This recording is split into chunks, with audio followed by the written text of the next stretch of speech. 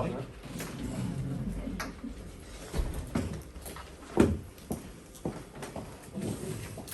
Donc, je procède à l'appel. Madame Benoît. Présente. Madame Briat. Présente. Madame Calvario. Présente. Madame Chabani. Pouvoir, Monsieur Collat.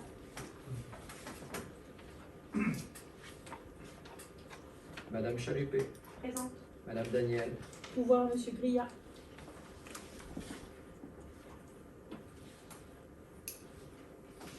Madame Hirsan. Présente. Madame Joran. Pouvoir à Madame Benoît.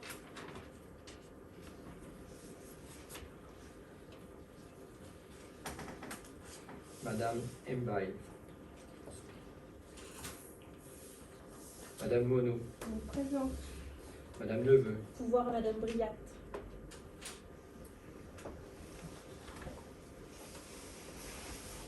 Madame Pain.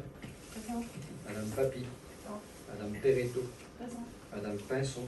Présente. Madame Roussel. Présente. Madame Trémolière. Absent. Madame Vanensu. Pouvoir à Madame Roussel.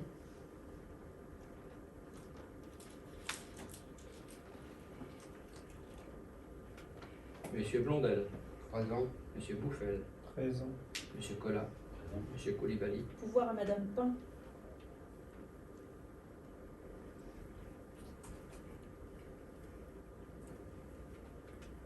Monsieur Dartois. Présent. Monsieur Saloni. Présent. Monsieur Grillat. Présent. Monsieur Jarry. Présent. Monsieur Jean. Présent. Moi-même. Monsieur Leveigneur. Pouvoir à Madame Monod.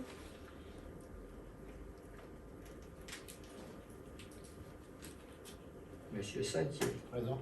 Monsieur Taguerson. Absent. Monsieur Thierry. Pouvoir à Monsieur Lejeune.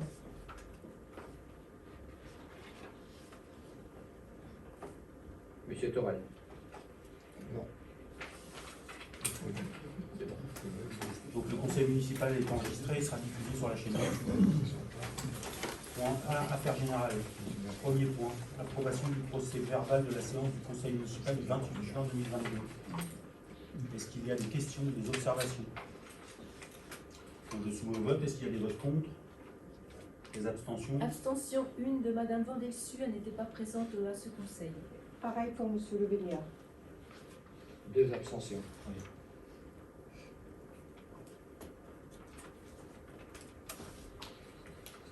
Et je passe la parole à Monsieur Lejeune pour le point numéro 2. Alors, je prends la parole pour quatre objets, 4 délibérations. 2 délibérations concernant une convention de servitude Enedis avec la commune du Val d'Azay. La première concerne la pose d'un câble basse tension souterrain sur un linéaire de 11 mètres dans le cadre du projet d'extension et de restructuration du collège Simone Signoret.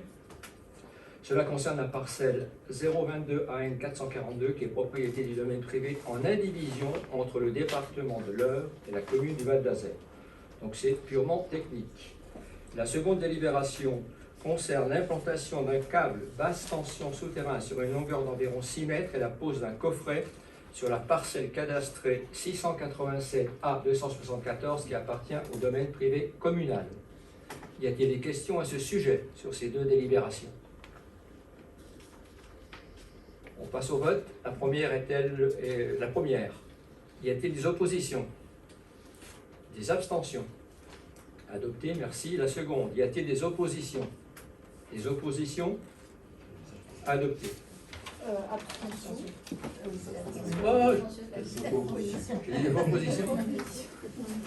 Alors, c'est pour la deuxième fois. C'est pour la délibération numéro 3. Oui. Donc, Abstention. Ah, c'est pour la numéro 3. oui. Donc abstention de Madame Vandelsu aussi. Donc, ça fait 2 abstentions. 3 On en est- tout. 3 en tout, moi j'ai Monsieur Oh, Leveigneur. vous-même aussi? D'accord. Oui, d'accord. Vous avez noté. Oui. Je continue. Donc, le 4e point concerne l'avis du conseil municipal sur la demande d'installation classée pour la protection de l'environnement de la société Amblin 3000.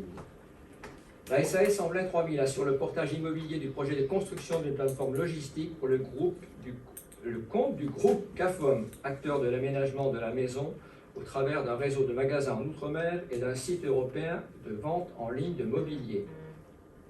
Dans le cadre de ce projet de construction d'une plateforme logistique, la réglementation en vigueur impose à l'entreprise de déposer une demande d'ICPE auprès des services de l'État. Le projet du groupe CAFOM s'inscrit dans le cadre de la croissance de ses volumes de livraison en s'implantant au cœur d'un environnement industriel au potentiel multimodal. Le terrain d'implantation du futur entrepôt se situe au sein de la zone d'activité de la Bergerie pour une surface totale de 116 480 m² sur les communes de Gaillon pour 43 274 m² et du Val d'Azay 63 206 m² en lieu et 73 206 m² en lieu et place de l'ancienne plateforme logistique du groupe Intermarché. L'emprise foncière du projet se situe dans un secteur classé UZ au PLUI. Le site sera occupé par un entrepôt logistique de 37 826 m² divisé en 5 cellules, 36 quais de chargement, 2 blocs bureaux, des locaux techniques, un parking poids lourd de 70 places, un parking de véhicules légers de 262 places et des aménagements extérieurs divers. Le choix de cette friche à reconquérir, située sur l'axe Seine et offrant une interconnexion entre les ports de commerce du Havre et de Rouen, et l'accès à la Seine, permet d'atteindre cet objectif de report modal du transport routier vers le transport fluvial. Le site est actuellement constitué d'une friche issue de la déconstruction en 2015 d'une plateforme logistique de la société Intermarché. L'objectif de livraison du bâtiment est fixé au premier trimestre 2024, après une année de construction environ. Dans sa phase d'exploitation, cette nouvelle installation permettra au démarrage la création de 150 à 200 emplois sur le site. L'objectif du porteur de projet a été de trouver des solutions permettant d'allier le développement économique de son entreprise autour du dynamisme du fret fluvial en vallée de Seine avec le respect de la réglementation. La zéro artificialisation des sols avec la réutilisation d'une friche industrielle, la limitation des remblais en zone inondable, la transparence hydraulique, la conservation des espèces faunistiques et la production d'énergie. 100% de la surface utile de toiture pour la production d'énergie photovoltaïque. Le site disposera de 2 accès permettant de distinguer les flux de véhicules légers rue de la Bergerie et de poids lourds rue de la Céramique. Un 3e accès rue de la Céramique est prévu pour garantir une intervention rapide et efficace et en toute sécurité des services de secours. Donc l'avis du conseil municipal sur ce dossier est sollicité sur ce projet. Y a-t-il à ce sujet du questionnement?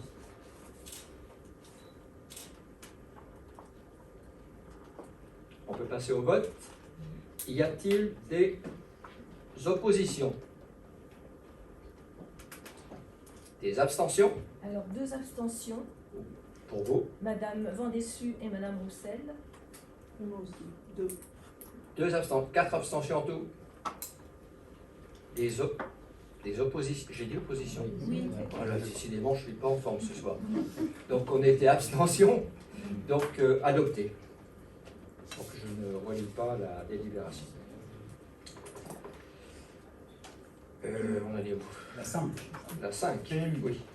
Déclaration de projet emportant mise en compatibilité du PLUI Valence-Côte. Alors, c'est un peu long, je suis désolé. L'objet est court. L'objet, si je résume sans lire mes notes, c'est de déclasser comment dire, une bande de terrain. On peut le voir. Voilà, la bande de terrain qui vous est présentée, qui est en zone actuellement N, naturelle, pour installer les plateformes pour le multimodal, donc le fluvial, de transformer cette zone qui est en quoi? Elle est en vert, là, oui, en vert, de couleur verte, la mettre en violet, la transformer en zone économique. L'objet, c'est cela, c'est mettre en conformité le PLUI Valence-Côte pour pouvoir permettre à l'entreprise de créer ces estacades. Alors, je vous lis. Ça va être très long, mais je vais le faire. Je rappelle que par délibération 2021-86 en date du 27 avril 2021, la communauté d'agglomération Seine-Nord a engagé avec l'accord de la commune du Val d'Azay une procédure de déclaration de projet pour mettre en compatibilité le plan local d'urbanisme intercommunal Valence-Côte afin d'autoriser la réalisation d'un projet d'aménagement qui consiste en la réalisation d'une plateforme multimodale route-fer-fleuve de transit et de négoce de matériaux minéraux provenant de la société Les Carrières de Vignat et l'accueil d'inertes du BTP afin de fabriquer des matériaux recyclés. Le Code de l'urbanisme permet l'évolution des documents d'urbanisme par la voie d'une procédure de déclaration de projet en portant mise en compatibilité du Code de comptabilité. Mise en compatibilité dès lors qu'il s'agit de prendre en compte un projet d'intérêt général. C'est le cas de la présente procédure, puisqu'il s'agit de favoriser le développement d'une plateforme multimodale sur la friche industrielle Carré-les-Fouchés en permettant l'aménagement de plusieurs estacades sur le domaine de voies navigables de France situé en zone naturelle au PLUI Valence-Côte. Ce projet, compatible avec le projet d'aménagement et de développement durable du plan local d'urbanisme intercommunal tenant lieu de SCOT et répond aux objectifs suivants. Le confortement et le développement d'activités économiques, notamment autour de l'axe Seine, s'affirme comme objectif majeur pour le développement du territoire et de son attractivité.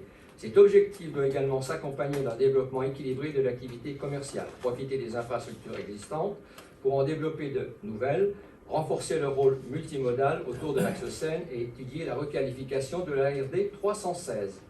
Ce projet représente un enjeu en matière de développement économique en permettant de revaloriser une friche industrielle avec l'utilisation du multimodal. Les dispositions réglementaires du PLUI Valence-Côte en vigueur ne permettent actuellement pas la réalisation du projet. C'est pourquoi il est nécessaire de les mettre en compatibilité. La déclaration de projet en portant mise en compatibilité du PLUI Valence-Côte prévoit ainsi la modification du plan de zonage par la transformation de la zone naturelle N vers un zonage à vocation économique UZ de la berge de la Seine au droit du site de projet. Ce zonage permet la réalisation des estacades tout en maintenant accessible le chemin de halage en dehors de la période d'activité de chargement, de déchargement des barges et en préservant le caractère naturel du site et ses qualités paysagères. Donc on vous a montré précédemment les deux vues qui identifient le lieu concerné. Le dossier de déclaration de projet a été notifié à la commission départementale de la prévention des espaces agricoles, naturels et forestiers de l'Eure, qui a rendu un avis favorable en date du 3 mai 2022. Il a également été notifié à la mission régionale d'autorité environnementale, qui a rendu son avis le 12 mai. L'enquête publique s'est déroulée du 3 juin 2022 au 4 juillet 2022, inclus à la mairie du Val d'Azay. 38 observations ont été formulées dans le cadre de l'enquête publique. Seules 2 contributions se sont exprimées sur le changement de zonage, objet de la présente déclaration de projet. À l'issue de l'enquête publique, le commissaire enquêteur a remis son rapport, ses conclusions motivées, son avis favorable avec 5 recommandations le 26 juillet 2022. La première consiste à obtenir des engagements écrits par lesquels les utilisateurs de cette plateforme multimodale ne pourront procéder à la fermeture du chemin de halage qu'exclusivement par nécessité, c'est-à-dire lors du chargement et déchargement des barges et péniches. La deuxième demande à la mise en place d'une signalétique lumineuse, la deuxième demande à la mise en place d'une signalétique lumineuse soit mise en place pour informer au préalable les heures de fermeture du chemin de halage. La troisième recommandation concerne le chemin de dévoiement et sa mise en sécurité. Le commissaire enquêteur souhaite que le chemin de dévoiement utilisé en remplacement du chemin de halage soit aménagé dans le respect des conditions maximum de sécurité, à savoir traversée dangereuse au niveau du pont de Courcelles de la RZ 316 et passage sous le pont de chemin de fer très étroit rue Louis Blériot ne permettant pas le croisement piéton ou cycliste avec un véhicule poids lourd, et qu'une réflexion soit engagée pour savoir s'il y a possibilité ou non d'éviter cet axe de circulation précité. La quatrième recommandation demande que l'activité concassage s'effectue en tenant compte de la manière la plus stricte de la réglementation relative au bruit et autres nuisances. Enfin, la cinquième recommandation demande que les associations locales impliquées soient représentées au sein d'un comité de suivi afin de faire périodiquement un bilan avec l'administration et les industriels sur l'application des mesures préalables énoncées. Les recommandations formulées par le commissaire enquêteur ne concernent pas directement l'objet de la présente déclaration de projet qui a pour objectif de mettre en cohérence le règlement graphique du PLUI Valence-Côte pour permettre d'autoriser les aménagements nécessaires à la création d'une plateforme multimodale sur la friche industrielle Carré-les-Fouchés. Elles sont toutefois en lien avec les futurs aménagements de la zone et son exploitation. l'agglomération Seine-Nord, dans la limite de ses compétences, sera vigilante à la mise en œuvre des engagements pris dans le cadre de l'enquête publique. En matière d'approbation des documents d'urbanisme, la procédure ne peut être approuvée par le conseil communautaire de la communauté d'agglomération Seine-Nord qu'après l'avis préalable du conseil municipal prévu par l'article du Code général des collectivités territoriales. Ces conditions étant remplies, il est proposé d'approuver la déclaration de projet en portant mise en compatibilité du PLUI Valence-Côte. Je suis désolé, c'est très long pour une explication qui était très courte au départ. Y a-t-il des questions à ce sujet? Pas de questions, je passe au vote. Y a-t-il des oppositions? Pas d'opposition. Des abstentions? Oui. Combien? Alors, 2, Madame Roussel, Madame Vandeslu. Oui. Moi, pareil, 2. 2. 4 abstentions. Adopté. Merci. Je crois que j'ai fini pour ma prestation. Tu as fini. Question 6. Désignation d'un correspondant incendie et secours. En application à l'article 13 de la loi 2021-15-20 du 25 novembre 2021, visant à consolider notre modèle de sécurité civile et valoriser le volontariat des sapeurs-pompiers et les sapeurs-pompiers professionnels, le décret 2022-1091 du 29 juillet 2022 complète le Code de la sécurité intérieure par un nouvel article, le D731-14. En vue de cette nouvelle disposition, il est prévu qu'à défaut de désignation d'un adjoint au maire ou d'un conseiller municipal chargé des questions de sécurité civile, un correspondant incendie et secours est désigné par le conseil municipal parmi les adjoints ou les conseillers municipaux. Cette désignation a lieu dans les 6 mois qui suivent l'installation du conseil municipal, lors de la première réunion du conseil municipal qui suit la vacance de la fonction correspondant incendie et secours, dans le délai de 3 mois à compter du 1er août 2022, date d'entrée en vigueur du présent texte pour les mandats en cours. Le maire communique ensuite le nom de son correspondant au préfet et au président du conseil d'administration du service d'incendie et de secours. Les missions des correspondants sont les suivantes. Participer à l'élaboration et à la modification des arrêtés, conventions et documents opérationnels, administratifs et techniques du service local d'incendie et de secours qui relève, le cas échéant, de la commune. Concourir à la mise en œuvre des actions relatives à l'information et à la sensibilisation des habitants de la commune aux risques majeurs et aux mesures de sauvegarde. Concourir à la mise en œuvre par la commune de ses obligations de planification et d'information préventive, et concourir à la définition et à la gestion de la défense extérieure contre l'incendie de la commune. Ce correspondant doit informer périodiquement le conseil municipal de ses actions. Le décret numéro 2022-1091 du 29 juillet 2022 est entré en vigueur le 1er août 2022. Donc on propose de mettre Patrick Saintier comme titulaire et Gilles Blondel comme suppléant. Est-ce qu'il y a d'autres candidats? S'il n'y en a pas d'autres, je soumets au vote. Est-ce qu'il y a des votes contre? Des abstentions? Unanimité, merci. Question numéro 7. Convention consort de la Mare, le Val d'Azé, relative à l'occupation sur le domaine privé. Les consorts de la Mare sont propriétaires d'une parcelle cadastrée AE numéro 185 pour 16 ar 57 centiares. Cette parcelle a été divisée en 2 nouveaux numéros suivant un procès-verbal de cadastre le 2 mars 2021. Les nouveaux numéros sont les suivants. Parcelle section AE numéro 246 pour 16 ar et 11 centiares. Et parcelle section AE numéro 247 pour 46 centiares. Sur la parcelle section AE numéro 247, la commune a installé un lampadaire il y a plusieurs années. Les consorts de la Mare ont donné leur accord sur cette installation sous réserve de l'établissement d'une convention d'occupation entre eux et la commune. En contrepartie, une indemnité de jouissance de 150 € par an leur sera versée annuellement.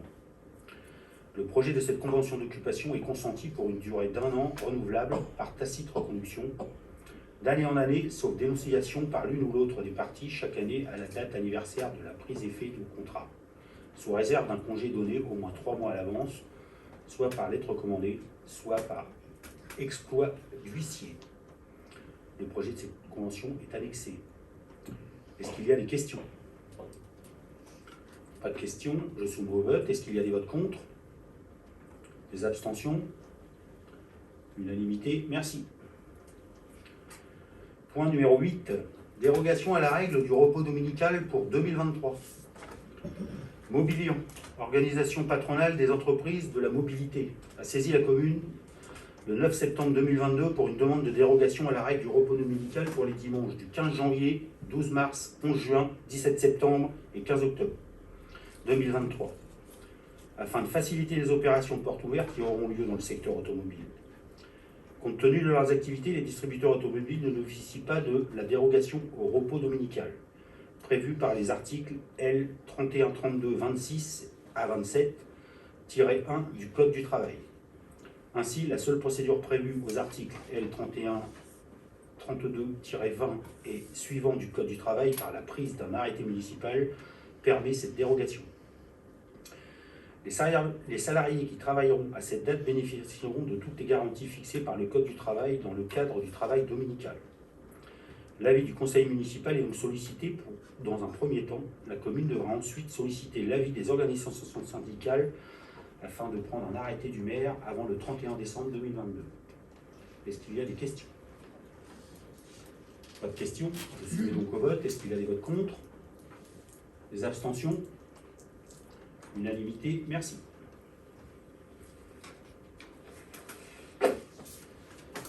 Création d'un poste dans le cadre du dispositif de parcours emploi compétences. Le dispositif du parcours emploi compétences a pour objet l'insertion professionnelle des personnes sans emploi rencontrant des difficultés particulières d'accès à l'emploi. La mise en œuvre du parcours emploi compétences repose sur la triptyque emploi, formation, accompagnement. Un emploi permettant de développer les compétences transférables, un accès facilité à la formation et un accompagnement tout au long du parcours, tant par l'employeur que par les services publics de l'emploi, avec pour objectif l'inclusion durable dans l'emploi des personnes les plus éloignées du marché du travail.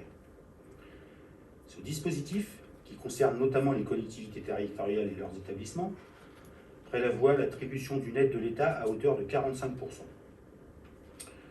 Qui s'applique sur un volume horaire maximal de 30 heures. Les personnes étant recrutées dans le cadre d'un contrat de travail de droit privé, c'est au conseil municipal d'approuver ce recrutement. La durée du contrat est de 6 à 11 mois et peut être renouvelée dans la limite de 24 mois, sous certaines conditions. La rémunération doit être au minimum égale au SMIC. Monsieur, je propose donc de créer un emploi dans le cadre du parcours emploi compétences dans les conditions suivantes. Un poste au service communication, en remplacement d'un agent ayant quitté la collectivité en septembre 2022 pour des raisons personnelles. Durée du contrat de 11 à 24 mois. Durée hebdomadaire du travail 35 heures semaine. Et rémunération, le SMIC plus 6%. Est-ce qu'il y a des questions? Oui. Alors moi, je voulais savoir si vous allez procéder au recrutement à partir de maintenant ou si c'est déjà fait. C'est fait. C'est fait d'ailleurs, donc vous avez quelqu'un déjà. Oui. D'accord. Les 45%, c'est le préfet ou c'est vous êtes sûr d'avoir 45% d'aide? On a signé le contrat. Et donc c'est désigné par le préfet? C'est le contrat qu'on a signé avec Pôle emploi, D'accord. qui est notre interlocuteur, qui représente l'État. Qui décide du pourcentage? Non, c'est dans le contrat que l'on signe avec Pôle emploi, il y a un montant de 45% d'aide qui nous est redonné bien évidemment par les services de l'État. D'accord. Non, mais parce que ça peut être de 30 à 60%, donc sauf que sur les derniers contrats PEC qu'on a signés, l'aide avait été modifiée et elle est aujourd'hui de 45%. Pour tout le monde. Oui, les premiers contrats qu'on a signés il y a un an, c'était pas ce montant-là, le montant d'aide était supérieur. Ok, d'accord. Très bien, merci. Est-ce qu'il y a d'autres questions? Donc je soumets au vote. Est-ce qu'il y a des votes contre? Des abstentions? Unanimité, merci. Délibération 10, mise en place du compte épargne-temps. Le compte épargne-temps a été institué dans la fonction publique territoriale par le décret 2004-878 du 26 août 2004. Le CET permet à son titulaire d'accumuler des droits à congé.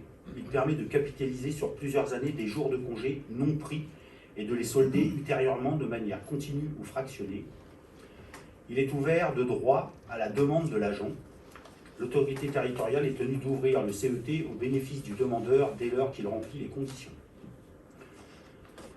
L'ouverture d'un CET n'est pas automatique. Il appartient à chaque agent concerné de demander l'ouverture du CET. Par ailleurs, il n'y a aucune obligation pour l'agent de demander l'ouverture de celui-ci. L'agent est informé annuellement des droits épargnés et consommés. L'instauration du compte épargne-temps est obligatoire dans les collectivités territoriales et dans leurs établissements publics. L'organe délibérant doit déterminer, après avis du comité technique, les règles d'ouverture, de fonctionnement, de gestion et de fermeture du compte épargne-temps, ainsi que les modalités d'utilisation des droits. Ce compte permet à son titulaire d'accumuler des droits à congé en jours ouvrés. Il est ouvert de droit et sur leur demande aux fonctionnaires titulaires et aux agents contractuels de droit public, qu'ils occupent un emploi à temps complet ou un ou plusieurs emplois à temps non complet sous réserve, qu'ils ne relèvent pas d'un régime d'obligation de service défini par leur statut particulier, qu'ils soient employés de manière continue et aient accompli au moins une année de service. Les fonctionnaires stagiaires ne peuvent pas bénéficier d'un compte épargne-temps. S'ils en avaient déjà ouvert un auparavant, ils ne peuvent, durant le stage, ni utiliser leurs droits, ni en accumuler de nouveaux. Les agents contractuels de droit privé ne peuvent pas bénéficier du compte épargne-temps. Le nombre total de jours inscrits sur le CET ne peut excéder 60. L'option de maintien sur le CET des jours épargnés ne peut donc être exercée dans cette limite. Les nécessités de service ne pourront être opposées lors de l'ouverture de ce compte, mais seulement à l'occasion de l'utilisation des jours épargnés sur le compte épargne-temps. Le compte épargne-temps peut être utilisé sans limitation de durée. L'alimentation du CED ne peut se faire que par le dépôt de jours entiers. L'alimentation par demi-journée n'est pas permise par la réglementation. Le CET peut être également alimenté par les jours de fractionnement accordés au titre des congés annuels non pris dans la période de référence du 1er mai au 31 octobre. En cas de mutation ou de détachement, conformément à l'article 11 du décret du 26 août 2004, une possibilité de conventionnement existe pour les deux collectivités ou établissements du fonctionnaire. La convention prévoit des modalités financières de transfert du CET. Le contenu de la convention est laissé à l'appréciation des exécutifs locaux. Cette disposition est destinée à permettre un dédommagement de la collectivité d'accueil qui devra assumer le CET en facilitant la recherche d'un accord avec la collectivité d'origine dans laquelle le CET a été alimenté mais non consommé. Cette délibération sera également soumise au conseil d'administration du CCAS pour les agents du CCAS. Est-ce qu'il y a des questions? Pas de questions, je soumets au vote. Est-ce qu'il y a des votes contre? Des abstentions? Unanimité? Merci. Personnel communal, création de postes et modification du temps de travail.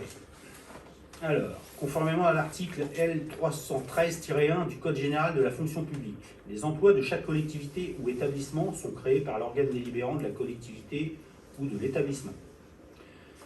Il appartient donc au conseil municipal de fixer l'effectif des emplois nécessaires au fonctionnement des services. Donc je vous fais part des éléments suivants. Donc dans le premier cas, c'est le remplacement d'un agent d'accueil qui s'en va en retraite. Dans le deuxième cas, c'est le recrutement d'un agent supplémentaire pour renforcer le service RH.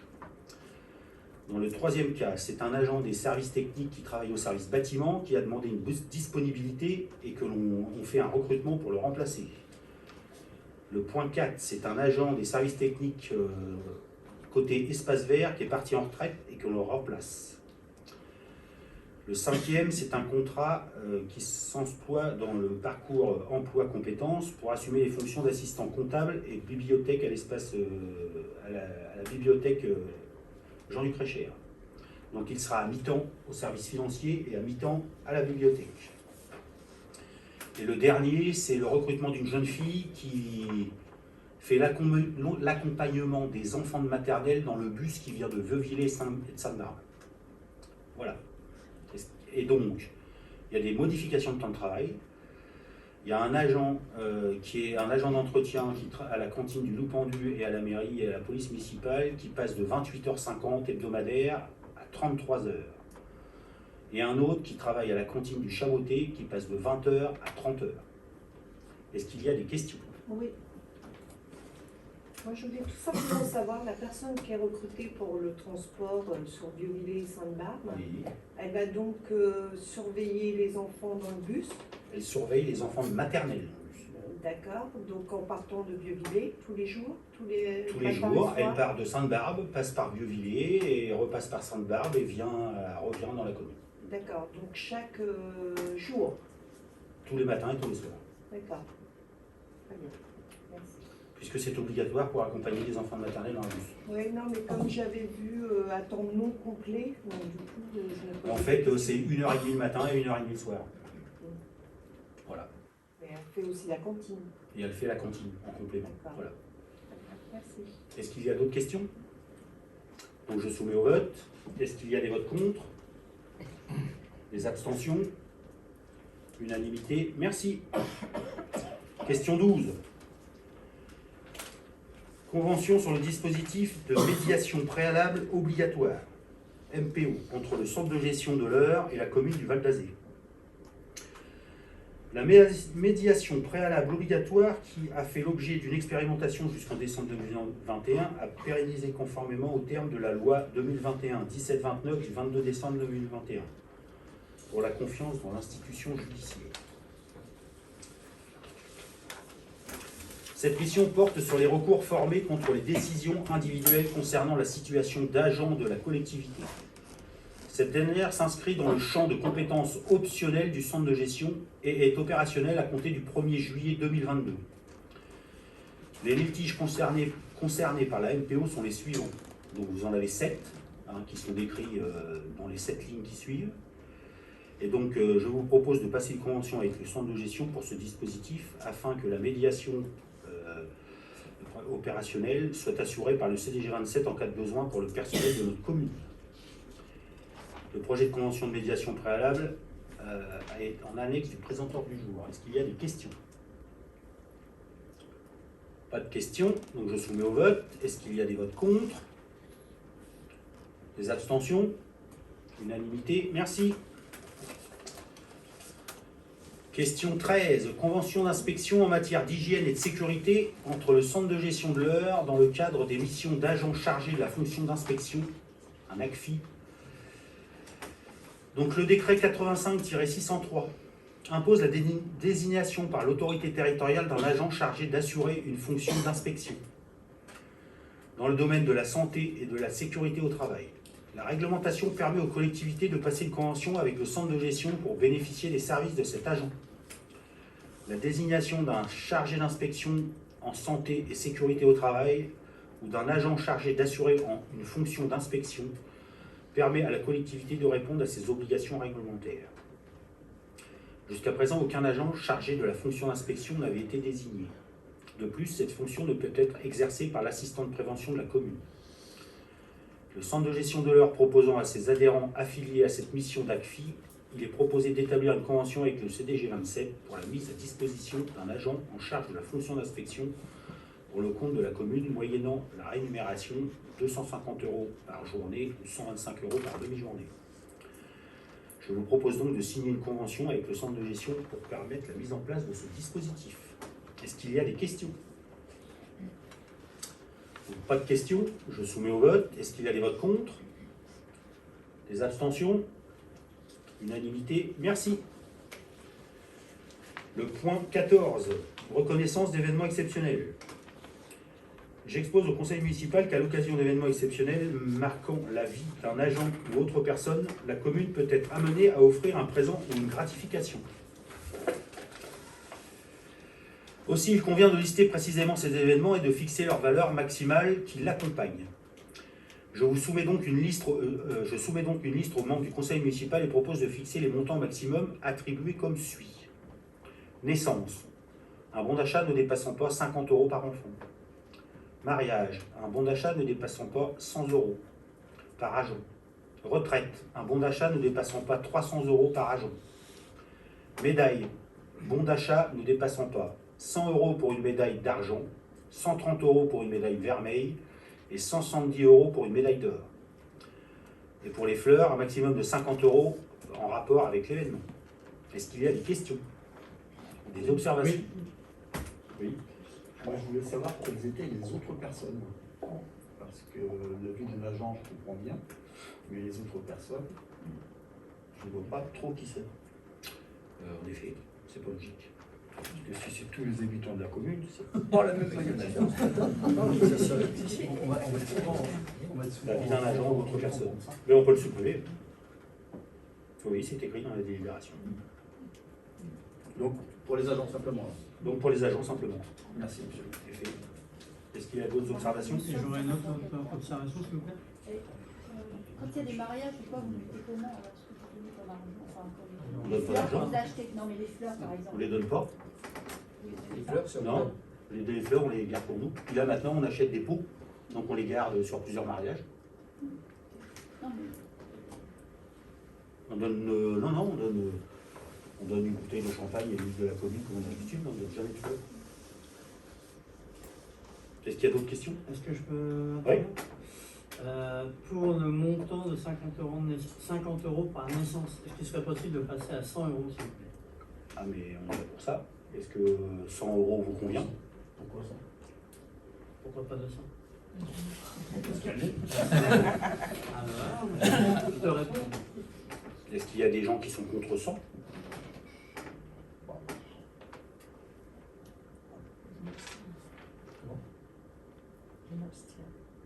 Non mais il faut être d'accord sur tout. Enfin. Donc est-ce qu'on met qui est pour qu'on mette 100 à la place de 50 pour les naissances? Ça On va faire concerne comme ça. combien d'enfants par année? C'est aléatoire. C'est Dans les très agents, très aléatoire. c'est juste le geste. Mais c'est pour les agents. Hein. Alors, Vous savez, s'il y a 5 naissances dans l'année, c'est le bout du monde. Ah, franchement... C'est vraiment le bout du monde. Donc on adopte 100. Voilà. Merci. Donc je soumets. Est-ce qu'il y a d'autres observations? Donc je soumets la délibération au vote. Est-ce qu'il y a des votes contre? Des abstentions? Une abstention. Une abstention. Sylvia. Donc merci. Donc affaires financières. Et je passe la parole à Monsieur Jarry. Merci. Alors, la première, c'est le point 15, donc convention financière de travaux entre l'agglomération Seineur et la commune du Val d'Azay. Alors, délibération numéro 06168 du 6 juillet 2006, le conseil communautaire a redéfini l'intérêt communautaire en matière de création et d'aménagement de la voirie d'intérêt communautaire afin d'être en conformité avec la loi du 13 août 2004 relative aux libertés et responsabilités locales. En délibération 06-299 du 14 décembre 2006, le Conseil communautaire a arrêté les modalités de financement de la compétence précisée. La date d'effet de cette prise de compétence a été fixée au 1er janvier 2007. La commune du Val d'Azay a souhaité réaliser des aménagements de voirie avec 2 ralentisseurs résidence de la ferme, un parking rue Bournemille, un parvis sur l'école du Soleil, par la zone de l'école du Soleil, un tourne à gauche la rue Saint-Fiacre et 2 plateaux rue Charles de Gaulle et résidence du Azay. Comme chaque année, une convention déterminant les modalités techniques et financières entre la communauté d'agglomération Seineur et la commune du Val d'Azay a été établie. Le montant total des travaux réalisés en 2022 s'établit à 122 480,54 € hors taxe. La part revenant à la commune étant de 32,5%, l'incidence de cette convention sur la commune est donc de 39 806,18 € hors taxe, donc dans la section d'investissement, bien entendu. La convention est annexée à l'ordre du jour. Est-ce qu'il y a des questions? Je passe au vote. Y a-t-il des votes contre? Des abstentions? Unanimité, je vous remercie. Donc, délibération du conseil municipal, vu la convention mentionnée, sur ma proposition, acceptant les termes de la convention financière de travaux entre l'agglo Seineur et la commune du Val d'Azay, autorisant monsieur le maire au premier adjoint à signer la dite convention financière, à intervenir, et d'acter que la participation de la commune est inscrite au budget communal 2022 en section d'investissement. Le point 16, approbation du rapport de la commission locale d'évaluation des charges transférées, la CLECT, de l'agglomération Seineur. Alors ça, c'est une délibération qui ne concerne pas directement, je dirais, notre commune du Val d'Azay, lorsqu'elle traite au niveau de la CLECT de la restitution d'une partie de la voirie sur le Val de Reuil à la commune. Et donc, s'agissant donc de la CLECT, chaque commune participant à l'ECPI doit statuer sur la convention, tout simplement. Donc ça ne nous concerne pas, nous, directement. Donc la convention, enfin le rapport de la CLECT est annexé à l'ordre du jour. Est-ce qu'il y a des questions par rapport à cela? Pas de questions. Je soumets au vote. Y a-t-il des votes pour, des votes contre, pardon, des abstentions? Unanimité, je vous remercie. Ensuite, je garde la main, même si c'est écrit Monsieur Lejeune dans l'ordre du jour. D'accord. Subvention complémentaire pour aux associations pour 2022. Dans sa séance du 5 avril 2022, le Conseil municipal attribuait les subventions pour l'année 2022 aux associations locales. Des demandes de subventions complémentaires ont été adressées à la commune et il convient de statuer sur ces nouvelles demandes. Donc la première demande concerne l'amicale du personnel de la ville du Val d'Azay, qui avait demandé au départ 8 000 €, pour lequel on avait attribué 8 000 € pour 2022, alors qu'en 2021, elle avait reçu 17 450 €. En fait, l'association a sollicité une baisse de la subvention parce qu'on était en temps de Covid et il n'y avait pas trop d'activité de fait par cette association. Donc maintenant, le Covid est terminé et ils ont encore besoin un petit peu de sous pour réactiver les différentes activités. Voilà, donc ils demandent un supplément, une subvention complémentaire au titre de 2022 pour 5 000 €. La deuxième association, enfin les associations suivantes, donc c'est les associations qui interviennent auprès des seniors. Sur la commune, il y avait une seule association qui s'appelait Albavia. L'association Albavia donc, a poursuivi ses activités, malgré quelques dysfonctionnements qu'on a pu observer dans la commune. Et l'association a déclaré avoir 76 adhérents dans son dossier de demande de subvention. Il est à noter qu'Albavia a une activité continue sur 2022 à plein temps. Par ailleurs, la commune a été sollicitée pour la création d'une nouvelle association intitulée les Seniors du Val d'Azay, dont la création a été publiée au journal officiel en août 2022. Cette nouvelle association a pour objet social de réunir les retraités de la commune et leur proposer des activités. Elle compte à ce jour 134 adhérents ayant payé leur cotisation. Les seniors du Val d'Azay ont eu 5 mois d'activité sur 2022. Alors dans le budget de la commune, il y avait une part de 1 300 € qui était versée pour les seniors, pour les associations s'occupant des seniors. On en avait qu'une. Donc Albavia recevait la totalité de cette subvention-là, notamment en 2021. Maintenant, on en a deux. Donc, ce qu'on vous propose, c'est de répartir le montant qu'on versait, le montant du budget, donc 1 300 €, sur les deux associations, en tenant compte de deux prorata. En fait, un prorata sur le nombre de salariés, d'adhérents, pardon, et un prorata sur le temps d'activité. Donc c'est dans le petit tableau que vous avez à l'ordre du jour. Au total, donc, moi je vous propose de verser une subvention de 694 € à l'association Albavia et 606 € aux seniors du Val d'Azay au titre de 2022. Est-ce qu'il y a des questions? Oui. Les 5 mois sont... En fait, c'est les 5 mois à venir? Non, c'est les 5 mois depuis le mois d'août. Qui y aura sur l'année 2022. D'accord. Moi, ça ne fait pas 5 mois pour moi, parce que... Ah, si, bien. Donc en tout, Mais c'est bien sur ce à venir. Oui, bien sûr, oui, tout à D'accord. fait. Oui, là on est sur l'exercice global de 2022. Donc Albavia, c'est 12 mois, et l'autre association, 5 mois. D'accord. Il y a quelqu'un qui avait quelque chose? C'est pas un chanton, bref. Alors moi, je suis heureuse que l'association Albavia va enfin avoir sa subvention, vu qu'on l'avait mise de côté. Alors, on l'a mise de côté pour deux choses. Déjà, parce qu'effectivement, il y avait des dysfonctionnements. Là-dessus, monsieur le maire a pu...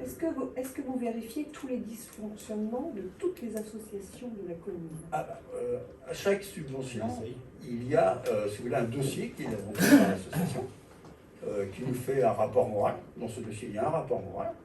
Et le fait est que, déjà, l'association Albavia n'avait pas remis son dossier. Et le rapport moral... les conditions étaient particulières, donc oui, il n'est pas remis là. Oui, tout à fait. On l'a bien compris, il n'y a pas de problème. Je pense que... Oui, on l'a bien compris, il n'y a pas de sujet. Il y a un problème, on donne des sous à la société, à l'association Albavia. J'espère que l'année prochaine, par contre, ils l'auront en même temps que tout le monde et qu'ils auront leur subvention normale. Oui, bien sûr. Ils ne seront pas de nouveau mis de côté l'année prochaine, comme l'année d'avant d'ailleurs, parce qu'il n'y a pas que cette année qu'ils ont été mis, qu'on a tardé à leur donner. Alors, à chaque fois que le dossier a été rempli, on a donné la subvention. Madame, j'oublie son nom. Madame François. Madame François, il n'y a pas quelqu'un de très précis dans ce calendrier. Là, c'est le problème, on l'accepte. Maintenant, le conseil municipal est aussi là pour statuer en cours d'année, c'est ce qu'on fait aujourd'hui. Mais on essaie de du coup, l'association perd quand même plus de 6 mois de subvention. Albavia. Elle ne perd pas 6 mois. Non. Elle ne perd pas 6 mois. Pourquoi le budget de la commune pour les associations aux personnes âgées, c'est 1 300 €. Aujourd'hui, on constate qu'on a deux associations. On ne souhaite pas augmenter le montant global de la subvention, on la partage. Voilà. Et l'année prochaine, si les deux associations ont un temps d'activité plein, donc 12 mois, donc pour 2023, les 1 300 € seront repartis, à moins qu'on augmente, peut-être qu'on va les diminuer aussi, au prorata du nombre d'adhérents. Donc il ne faudrait pas qu'il y ait une troisième association senior, parce que là, ils n'auront plus rien. Après, on se reposera la question. Mais on verra ça en 2023. Mais la subvention ne représente pas tout ce qu'on donne pour les seniors. Non. C'est une partie des choses qu'on donne aux seniors. En l'occurrence, cette subvention vient aux associations, mais sur le budget des seniors de la commune, il y a bien d'autres choses. Oui, bien sûr, mais je parlais d'Albavia, moi. Mais ils perdent quand même, de toute façon. Ils perdent par rapport à ce qu'ils avaient. C'est évident, parce qu'il y a deux assos. Ils ont moins d'adhérents aussi. Ils ont autant d'adhérents qu'avant. Vous oubliez qu'il y a eu le Covid, donc c'est toutes les associations qui étaient en berne. Bien sûr, tout à fait. Après, je n'ai pas les dossiers, mais il me semble quand même qu'ils ont perdu quelques adhérents. Toutes les associations, de toute façon, il n'y a pas eu d'activité durant le Non, confinement, etc. Donc, je ne comprends pas pourquoi cette association-là est pointée particulièrement. Elle n'est pas pointée. Si, Elle n'est pas même. pointée particulièrement. Si, quand même. Bon, c'est votre avis. Est-ce qu'il y a d'autres questions? Moi, oui, je souhaiterais savoir si il y a possibilité d'augmenter cette subvention pour l'année prochaine, étant donné que, vu le nombre de participants cumulés, c'est-à-dire 210 membres, ça fait peu par rapport à certaines associations. Moi, je ne peux pas m'engager sur le budget l'année prochaine. Une chose est sûre, c'est qu'effectivement, on va regarder de près. Si on a possibilité d'augmenter les associations, on le fera. La commune a toujours aidé au maximum les associations, si tant est qu'elles en fassent la demande. Après, vous savez, dans le dossier, on leur demande aussi leurs projets. Donc si les projets sont correctement ficelés, qu'on les juge intéressants pour la population, entre autres pour les anciens, il n'y a pas de raison qu'on n'aide pas les associations à mener à bien leurs projets. Mais je ne peux pas m'engager sur le projet, sur le budget de l'année prochaine, ça c'est sûr.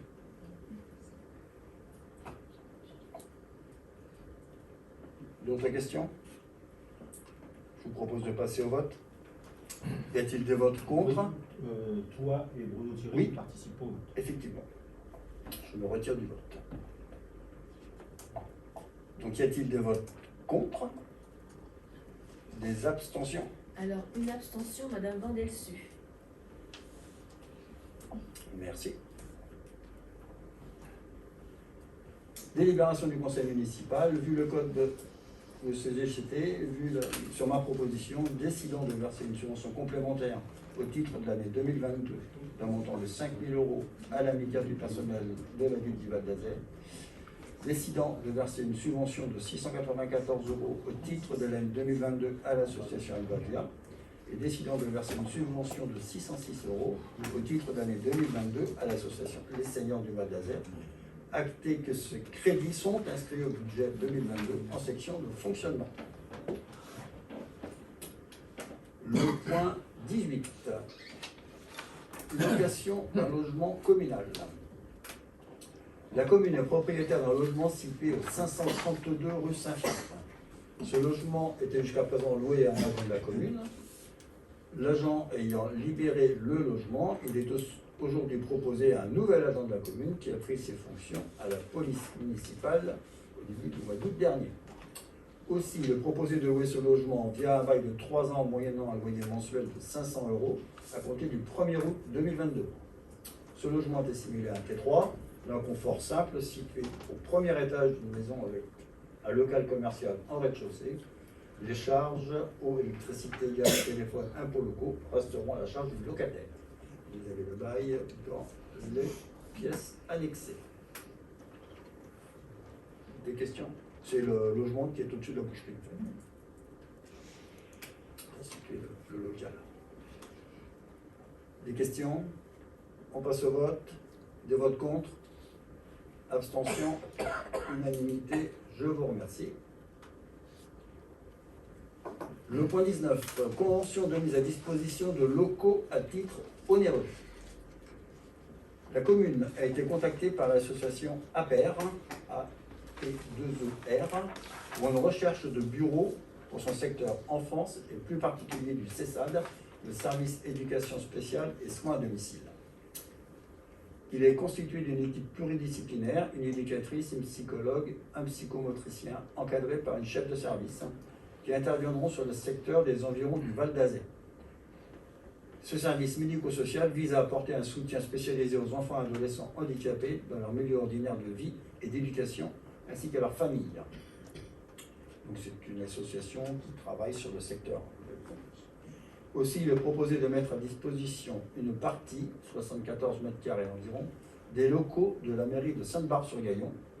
C'est l'ancien bureau du maire, les toilettes pour leur confort, la mezzanine, et éventuellement, si nécessaire et si besoin, l'ancienne salle de conseil, moyennant une redevance mensuelle de 450 € à partir du 26 septembre 2022. Cette mise à disposition de locaux s'accompagnera de mise à disposition de matériel comme l'accès à Internet, le photocopieur, la fourniture d'eau et d'électricité. Cette convention est consentie entre les parties pour une durée d'1 an, renouvelable tacitement. Chaque partie aura la possibilité de dénoncer la convention avec un préavis de 3 mois. Vous avez le projet de convention dans les pièces annexes. Alors c'est une association qui a sollicité la mairie et on a pensé c'était bien d'utiliser les locaux disponibles. C'est une idée il n'est pas là, Michel. On le souligne, c'est lui qui nous a sorti la mairie de Sainte-Barbe, pourquoi pas. Nous l'avons retenu et l'association a retenu cette proposition. Et ils en sont ravis.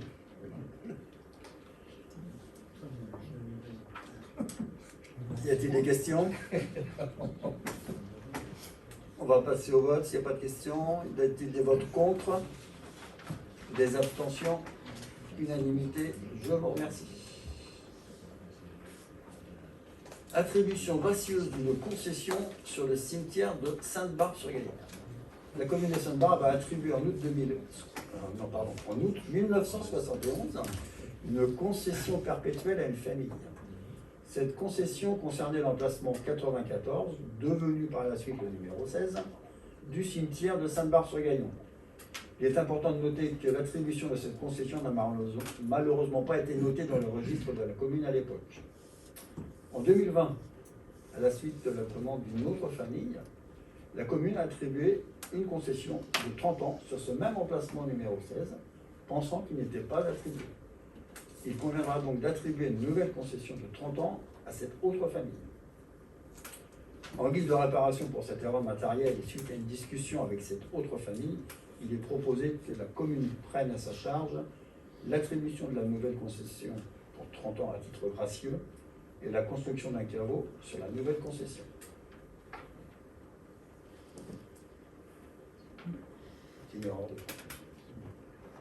Y a-t-il des questions? Oui. Alors moi, c'est pas vraiment une question, parce que j'ai rien à dire sur cette attribution. Je ne connais pas les gens, puis voilà, c'est normal qu'il y ait réparation. Par contre, je tiens à soulever quand même que lorsqu'il y a eu l'arrêt des concessions perpétuelles l'année dernière, une personne de Vieux-Villers, Monsieur Collas, vous êtes au courant, vous vous souvenez, je pense, avait été mal informée par Madame Calvario à l'époque du décès de son mari. On a demandé réparation justement pour passer la concession en perpétuel comme elle avait demandé à l'époque et qu'on lui avait dit que ce n'était pas possible. Et il n'y a pas eu de réparation, on l'a fait payer. Donc moi je voulais quand même soulever, il y a 2 poids 2 mesures. À Sainte-Barbe, on fait réparation, à Vieux-Villers, non. Et voilà. Clairement, je ne me souviens pas trop moi de ce qui a Oui, été. mais à l'époque, les élus, lorsqu'on a discuté de ce sujet, on avait décidé que c'était comme ça que ça serait traité. Et que voilà, Elle n'avait pas le droit à réparation. Bah, je vous dis ce qui s'est passé à cette époque et la décision n'était pas que la mienne, c'est la décision de Voilà. la majorité et voilà. Donc c'était pas une question, c'était, je voulais juste le signaler. Vous avez le droit. Vous avez le droit. D'autres interventions ou questions? On va passer au vote. Y a-t-il des votes contre? Y a-t-il des abstentions? Unanimité, et je vous remercie. Le point 21. Demande de subvention auprès de la Fédération française de football concernant l'éclairage du CSBS. C'est la 3e fois que nous revenons sur ce sujet au cours du conseil municipal. Il faut dire que la Fédération française de football change ses conditions pratiquement tous les jours, voire tous les mois. Donc à chaque fois, il faut qu'on délibère à nouveau. Là, en fait, au départ, nous avions dit qu'on pouvait prétendre à des subventions à hauteur de 10 000 € par terrain, ce qu'on a fait. Au départ, c'était que 10 000 €. Après, c'était 10 000 € par terrain. Et puis maintenant, c'est 10 000 € le premier et 9 500 le deuxième. Voilà. Donc, je vous propose de délibérer sur cette nouvelle demande de subvention pour le deuxième terrain à hauteur de 9 500 €. Et vous avez donc le plan de financement dans l'ordre du jour. Bon, ça ne change pas fondamentalement la fois tout le monde. Hein. On aura 500 € de plus en autofinancement. Et puis voilà. Y a-t-il des questions? Non. On passe au vote. Y a-t-il des votes contre? Des abstentions? Unanimité. Je vous remercie. Je ne fais pas de lecture de la délibération. En affaires diverses. Donc la décision 11-22, ça concerne le marché d'éclairage public qui a été attribué à l'entreprise Blondel Électricité SAS. La décision 12-2022, c'est l'attribution du marché de réfection de la cour d'école du Grand Charlemagne qui a été attribué à la société Verlayen Terrassement pour un montant de 186 122,75 € hors taxe. Pour la Blondel Électricité, c'était un marché de 26 012,75 € hors taxe par an. La décision 13-2022, c'est un remboursement de Groupama pour 966 €. La décision 14-2022, c'est la reprise, c'est un avenant au marché de chauffage avec la société Kram qui concerne la reprise des 2 gymnases pour un montant, soit une plus-value de 6 717,26 € hors taxe. La 15-2022, fixation de la participation financière pour les gens qui assistent au spectacle organisé à l'espace culturel Marcel Pagnol pour la saison 2022-2023. La 16-2022, avenant numéro 2 au marché New Rest Restauration sur le marché avec les cantines de notre commune, augmentation de 7,8%, passage de 5 à 4 composants. Et à compter de cette date, les tarifs des repas seront de 2,23 hors taxes pour les maternelles et les primaires, 2,74 pour les adultes et de 3,34 pour les pique-niques. La décision 17-2022, avenant numéro 1 au marché de réfection de la cour d'école avec la société Verlaine à cause d'un portail, d'élagage d'arbres et de déplacement de rack à vélo. Et d'une poubelle et de jeux de barres, du retrait de poubelles et de jeux de barres fixes.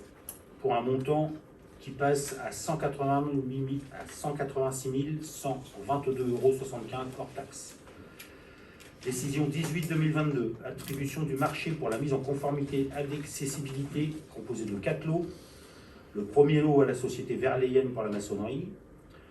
Le deuxième lot à la société Le Sueur Métallerie pour la métallerie. La société Verlaine pour le troisième lot qui concerne la voirie et les réseaux divers. Et le troisième lot est resté infructueux, c'était l'aménagement intérieur du poste de police. Donc on repassera une commande pour cette partie de travaux. La décision 19-2022, c'est attribution d'un marché de prestation de services pour l'entretien d'espaces verts, donc pour la tonte, à la société Paysage Adeline pour un montant de 49 932 € hors taxe. La 20-2022, modification de la régie de recettes d'avance spectacle et manifestations avec perception possible des recettes de la part de Passe Culture, France Billets, Atout Normandie et Comité d'entreprise. La 21-2022, modification de la régie de recettes pour la perception des tarifs de location de la salle de la commune du Val d'Azé avec ajout des mandataires caissiers, ajout du paiement en carte bancaire. La 22-2022, suppression de la sous-régie de recettes de perception des tarifs de manifestations exceptionnelles à décision des seniors de la ville du Val d'Azé à compter du 1er août 2022. La 23-2022, suppression de la sous-régie de recettes pour la perception des tarifs de location de la salle des fêtes du village de Vieux-Villers à compter du 1er août 2022. La 24-2022, c'est le deuxième avenant au marché de travaux de la réfection de la cour d'école du Grand Charlemagne pour un montant de 1 665 € hors taxe pour la réparation des canalisations d'eau pluviale. Ce qui fait passer le marché à 189 152,40 € hors taxe. La décision 25-2022, acceptation de remboursement de la part de Groupama pour 72,60 €. En infos diverses, vous avez à disposition sur la table la programmation de la saison culturelle pour l'espace culturel Marcel Pagnol. Et il y a une enquête publique en cours pour l'ICPE de CAFOM, dont on a parlé dans la délibération numéro 3, du 8 septembre 2022 au 6 octobre 2022. Est-ce qu'il y a d'autres observations? Oui. Alors, concernant la salle des fêtes de Vieux-Villers, moi je voudrais savoir si c'est un limiteur de son qu'il y a dans la Oui. salle.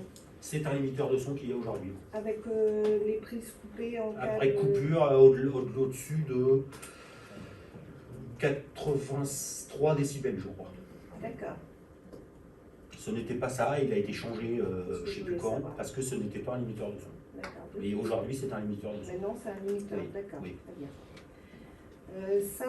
Sur Vieux-Villers, vous avez fait, enfin Vieux-Villers et Sainte-Barbe, des petits sondages.